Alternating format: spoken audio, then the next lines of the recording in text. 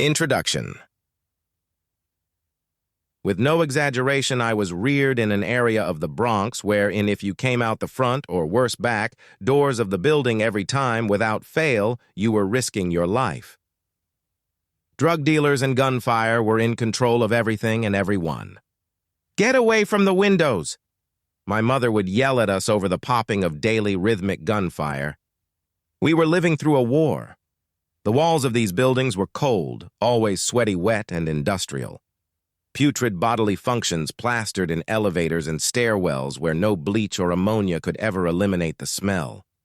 This was the 90s, where miniature plastic bottles with tiny red, blue, and green tops crushed under your feet.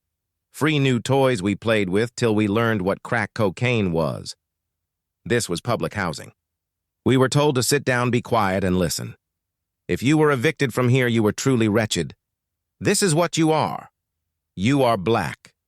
B is for black, and this is how the government officially categorizes humans on paper. This is where you are from. This is how you need to speak. This is how you must act, pray, aspire, hope, and feel. The truth was that I knew the opposite to be true, and I especially loved when I defied them all at every turn with my education. My only weapon was my education, my speech and manners. My only way out was my education. There is nothing in this world more powerful than an educated human.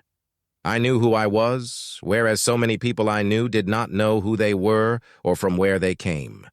I grew up with people who had accepted all their assigned labels. I lived among them but was never one of them, and they never accepted me completely.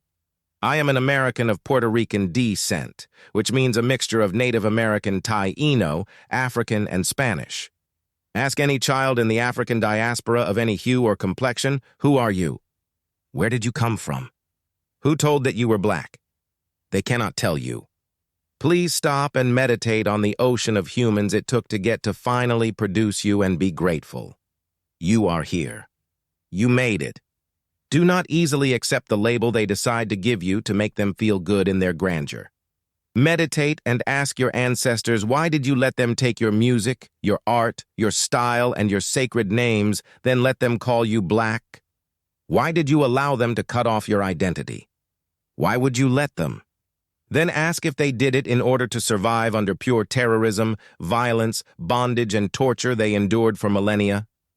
Look how we are all still to this day surviving under similar, be they nuanced, circumstances. You are Alkebulan, do not take their name. Stockholm Syndrome will dictate you accept being so-called black or whatever they choose to call you this time around, but no one can tell you who or what you are. James Baldwin should be required reading. Alkebulanians were not kidnapped here, then asked, "Now what do you want to be called?" Then the Alkebulanians all chose black. We were told what we were. The second you decide to accept the label black or white or whatever people decide to call you, you are doomed. Here we are, 2017, and on a government contract to rent an apartment, the real estate manager checks off a box B for black under ethnicity for me. I soon corrected her, a Jamaican woman. We are all humans with history and ethnic origins. "What would you like?" she said. "What have you got?" I said. After she checked in her computer, she said, "I have Native American Taíno." "That's good. I'm that." "And Puerto Rican?" she asked. "Yes, and that too," I said. We all have the universal right to be free and self-defined. Turns out that according to my DNA, I am 40.7% Alkebulanian. Alkebulan is the mother of mankind. The Romans mislabeled her Africa.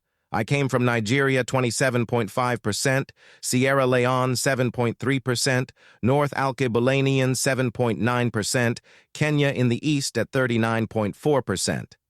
My Caribbean Central American indigenous Taino DNA is 15.4%, and the last is Middle Eastern, at coming in at a whopping 4.5%. I am also Southern European by 39.4%, which includes Iberian at 19.1%, Italian 9.1%, and Greek 6.0%. My Eastern European roots are 2.4%, 1% Baltic, Finnish 1.3% from North and West Europe. Hell, I am what I decide I am, not you. I am what science and I say I am. I choose what I am to be called, if you please. Thank you very much. Know thyself.